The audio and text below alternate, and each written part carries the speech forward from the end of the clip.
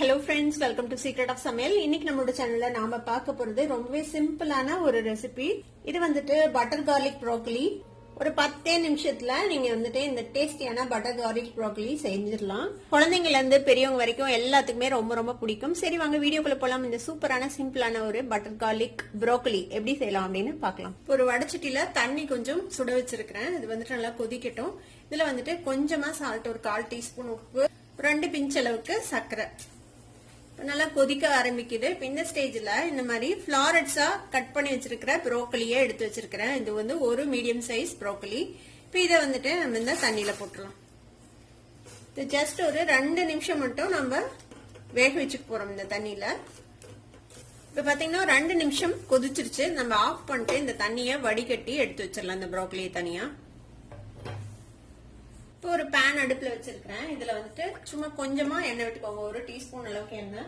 இது கூடவே 1 table spoon அளவுக்கு வெண்ணெய் சேர்த்திக்கலாம். இது வந்துட்டு உப்பு போட்ட வெண்ணெய், அதனால நம்ம உப்பு போடும்போது பார்த்து ஜாக்கிரதையா போட்டுக்கணும்.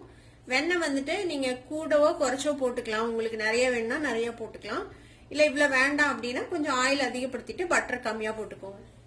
இப்போ வெண்ணெய் மெல்ட் ஆக ஆரம்பிக்குது. இந்த ஸ்டேஜ்ல ஒரு 12 பல் பூண்டு இந்த மாதிரி பொடியா சாப் பண்ணி வச்சிருக்கேன். அதை வந்துட்டு சேர்த்திக்கலாம்.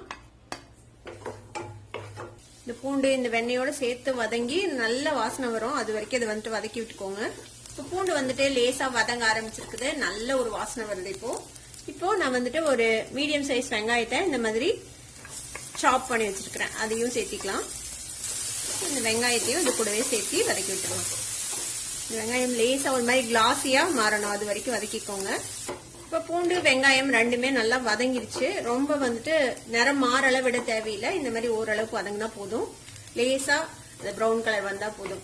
இப்போ நம்ம பிளான்ச் பண்ணி வச்சிருக்கிற இந்த ப்ரோக்கலியை சேர்த்திடலாம். இப்போ இது வந்துட்டு ஒரு ஹாஃப் குக் ஆயிருக்கும் நம்ம ஆல்ரெடி வேக வச்சதுல.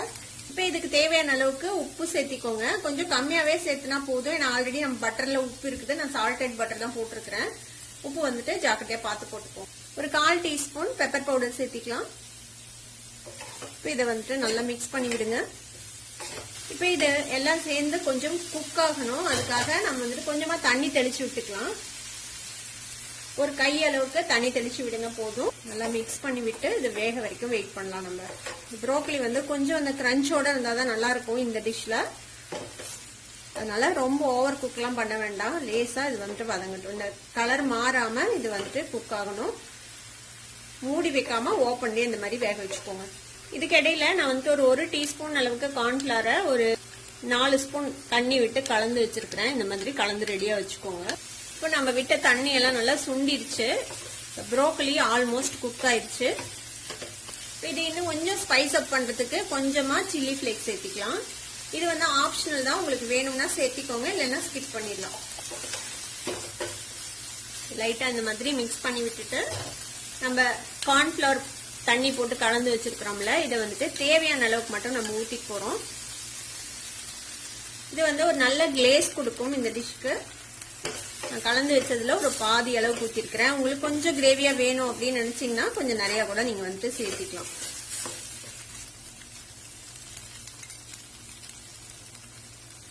இன்னும் கொஞ்சம் சேர்த்திக்கலாம். கடைசியா கொஞ்சமா வெண்ணெய் சேர்த்திக்கலாம். அதுல இந்த பட்டரையும் சேர்த்து நல்லா ஒரு தடவை மிக்ஸ் பண்ணி நம்ம அடுப்பு ஆஃப் பண்ணிட்டோம்னா நம்மளோட பட்டர் கார்லிக் ப்ரோக்கலி ரெடி ஆயிடுச்சு. நம்மளோட சிம்பிளான ஒரு ப்ரோக்கலி ரெசிபி ரெடி ஆயிடுச்சு. இந்த பட்டர் கார்லிக் ப்ரோக்கலி கண்டிப்பா உங்க வீட்டுல எல்லாத்துக்குமே பிடிக்கும். குழந்தைங்களுக்கு ரொம்ப ரொம்ப பிடிக்கும். கண்டிப்பா ட்ரை பண்ணி பாருங்க. ட்ரை பண்ணி பார்த்துட்டு எப்படி இருந்தது அப்படின்னு கமெண்ட்ஸ்ல ஃபீட்பேக் கொடுங்க. இந்த வீடியோ உங்களுக்கு பிடிச்சிருந்ததுன்னா சப்ஸ்கிரைப் பண்ணுங்க. பக்கத்துல இருக்கிற பெல் ஐகானை கிளிக் பண்ணுங்க. அப்பதான் என்னோட ஃபியூச்சர் நோட்டிபிகேஷன்ஸ் உங்களுக்கு உடனே வந்து சேரும். லைக் பண்ணுங்க, ஷேர் பண்ணுங்க. தேங்க்யூ ஃபார் வாட்சிங் வீடியோ வியூவர்ஸ். Bye by.